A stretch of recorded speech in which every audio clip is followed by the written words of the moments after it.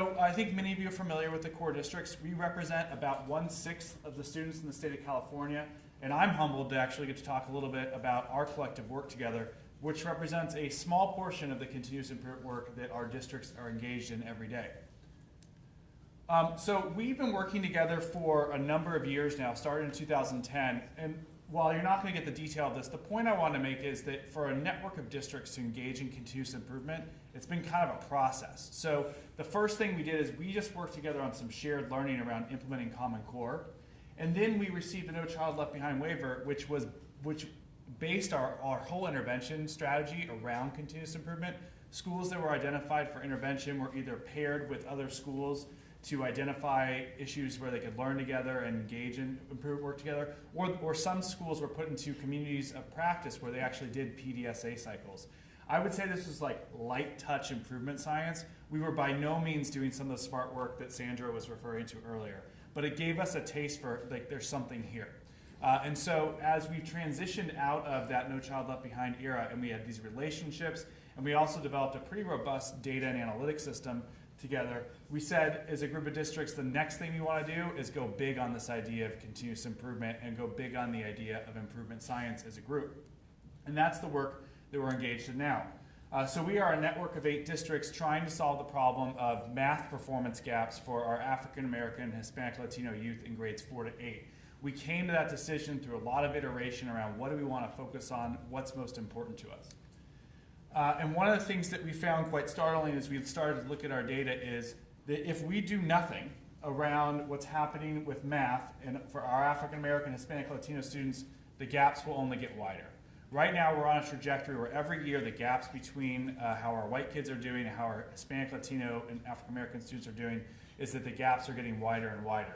So we knew we have to do something as a group to interrupt this work. And so what we found, again, looking analytically, is if we can grow our students at about what this, if we can take our kids who are on average growing at the 50th percentile right now and get the African American, Hispanic, Latino youth to grow at the 65th percentile, we can close the gap in 7 to 8 years.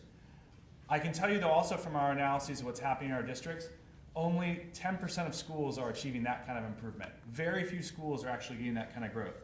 We can grow faster, we can close it in 3 to 4 years or 2 years, but we know we got to go slow to go far to figure out what change ideas, what improvements are actually going to get us to more schools moving kids at the kind of pace that some of our schools are moving kids. We've developed a goal, a set of aims. We now know what we want to do. We want to close this gap. And so we've actually identified targets of where we want to be each year. As you see, we have these big gaps, and every year we're going to try to close it more and more. And if we can close it at these rates, which I'm not going to go into detail on, we can close these gaps by 2028 and 2026. One of the things that we have tried to do in our work at core districts is base our targets, base our understanding of the problem on what we see in the data. So we can look and we know how fast kids are growing right now in our districts. We know there are some schools where kids are going about average, some schools above average, some schools far above average, and we've used that to base our aims. So we're leveraging this concept of improvement science. I'll just make points and I'll turn it over to one of my other colleagues to try to understand the problems we're facing and go deep to identify solutions and try them first at small levels and then grow them. And where we are in this work is this year has been really about that first part where we're being, and this is actually unique because when I was, for instance, I served as a director of performance management in Los Angeles Unified, and we just were implementing strategies that we thought were good ideas and doing it big. We did not do that step of going out to the community and saying, hey teacher, hey student, what's the problem? Why do you think this math is not going as well as you think it should? We were just trying things and we were trying to manage our strategies big.